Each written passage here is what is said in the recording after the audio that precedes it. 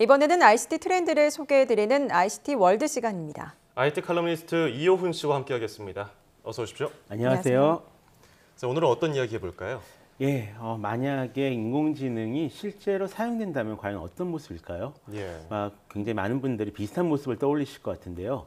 영화 아이언맨이나 아니면 영화 그녀에서 나왔던 어떤 이 목소리만 있는 그런 존재를 말이죠. 실제로 그 인공지능 같은 경우는 이런 것들보다도 좀 더 광범위하게 보이지 않는 곳에서 이미 사용되고 있습니다. 하지만 아무래도 이 인간과 인공지능이 직접 만날 수 있는 접점이 바로 이 기계와의 대화이기 때문에 이런 이미지를 떠올린 것이 아닐까 생각하는데요. 그래서일까 최근 페이스북이나 구글, 마이크로소프트 같은 내노라 하는 IT 기업들이 이렇게 사람과 대화할 수 있는 인공지능 챗봇의 개발에 열을 올리고 있습니다. 그래서 오늘은 이 챗봇에 대한 이야기를 한번 풀어나볼까 합니다. 챗봇, 정확히 어떤 기능을 하는 건가요? 간단히 말하자면 채팅하는 로봇입니다. 마치 사람처럼 인간과 인공지능 이 소프트웨어가 어떤 문자를 주고받으면서 대화를 할 수 있는 그런 서비스라고 이제 보시면 될 것 같은데요. 처음에는 아무래도 인공지능이 단순하니까 간단한 대화만 주고받는 그 정도 수준이었거든요. 근데 지금은 마치 친구나 아니면 이 전화 상담원이랑 얘기하는 것처럼 이런저런 질문을 하고 답을 얻거나 아니면 예약 같은 것을 할 수 있는 그런 수준으로까지 발전해 가고 있는 중입니다. 여기서 중요한 것이 바로 대화인데요.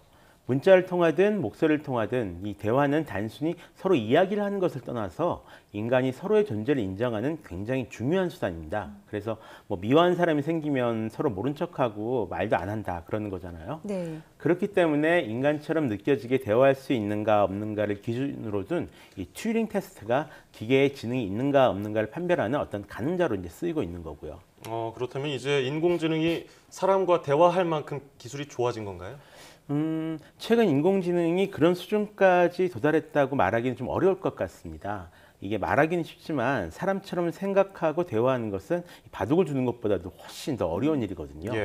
대신 이 사람이 어떤 말을 하는지를 분석하고 미리 저장해둔 패턴에 기반을 해서 대화를 하는 것은 조금 더 쉬운 편입니다. 그래서 몇 년 전부터 애플의 시리나 구글 나우, MS의 코타나 같은 음성 인식 기반 도우미 서비스가 이제 등장할 수 있었던 거고요. 우리들에게 유명한 심심이 같은 서비스나 아니면 2년 전에 튜링 테스트를 통과했다고 알려진 유진 구스트만 역시 생각하는 인공지능이라기보다는 이런 챗봇의 일종입니다. 여기에 최근 페이스북까지 이제 가세를 했는데요. 페이스북의 챗봇은 단순히 정보를 제공하고 검색을 대신해 주는 것을 넘어서서 쇼핑을 한다거나 아니면 택시를 부른다거나 아니면 뭐 오늘의 의상 코드를 추천해 준다거나 하는 일들이 가능합니다. 음식점에 방문하기 전에 미리 음식을 이제 주문하는 것도 가능을 하고요. 사실 따지고 보면 웹이나 여러 앱들을 따로따로 다운받아서 이미 할 수 있는 일이긴 한데요. 그 과정을 좀 더 편리하게 해주고 있다 이렇게 말할 수 있는 거죠. 채팅을 통해서. 그렇군요. 근데 정보 검색을 뭐 따로 할 수 있다면 굳이 이렇게 챗봇을 이용할 이유가 있을까요? 이게 실제로 써보시면 좀 더 편리하기 때문에 그렇습니다. 이 쉽고 편리하다라는 것이 어떤 스마트한 라이프 생활에서는 굉장히 중요한 그런 일이거든요. 디지털 세상은 이 정보가 너무 많기 때문에 이용자들은 일부러 정보를 차단하고요. 자기가 쓰는 앱이나 서비스만 계속 쓰는 경향이 있습니다. 그래서 작은 회사나 상점들은 이 새로운 앱을 출시를 해도 자꾸 실패한 경우가 많은데요. 커피 한 잔 마시려고 그 커피 회사 앱을 일일이 다운받아야 한다면 좀 많이 귀찮잖아요. 그럴 때 챗봇은 하나의 플랫폼이 되어줍니다. 그냥 친구에게 말듯이 이제 커피 주세요 하면 이제 커피가 나옵니다. 그리고 피자 보내주세요 하면 피자가 오고요. 기차표 타고 싶습니다 하면 기차표를 살 수가 있고요. 물론 돈은 내야 되지만요. 또 이 스마트폰에서 채팅 앱만큼 대중적으로 널리 사용되는 앱이 없습니다. 실제로 작년부터 이 SNS 앱보다도 이 메시징 앱을 더 많이 사용한다라는 조사 결과도 나온 적이 있었는데요. 2018년까지는 약 36억 명 정도가 사용한다는 예상도 이미 나와 있고요. 또 회사 입장에서는 비용이 굉장히 줄어듭니다. 일일이 개별 앱을 만드는 것보다 이 제작비도 싸고요. 운영비도 굉장히 절감되는 편인데요. 요즘 같은 고용 불안 시대에 안타까운 일이긴 하지만 인건비를 많이 줄일 수 있다라고 합니다. 또 아주 작은 규모의 사업자들도 운영하는 것이 가능한데요.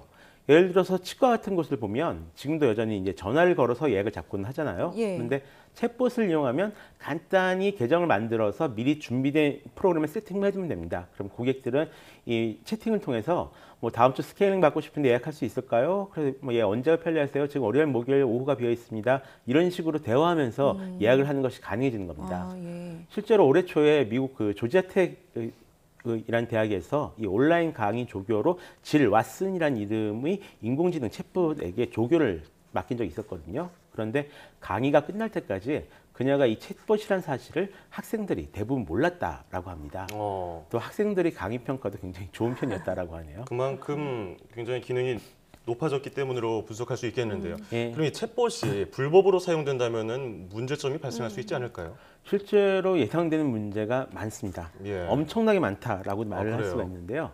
이 봇이라는 것이 그 주로 자동으로 이것저것 알아서 하면서 처리하는 일종의 웹 프로그램이라는 의미로 많이 쓰이고 있거든요. 예. 그런데 우리는 이미 이 봇의 세계에 살고 있다라고 해도 과언이 아닙니다.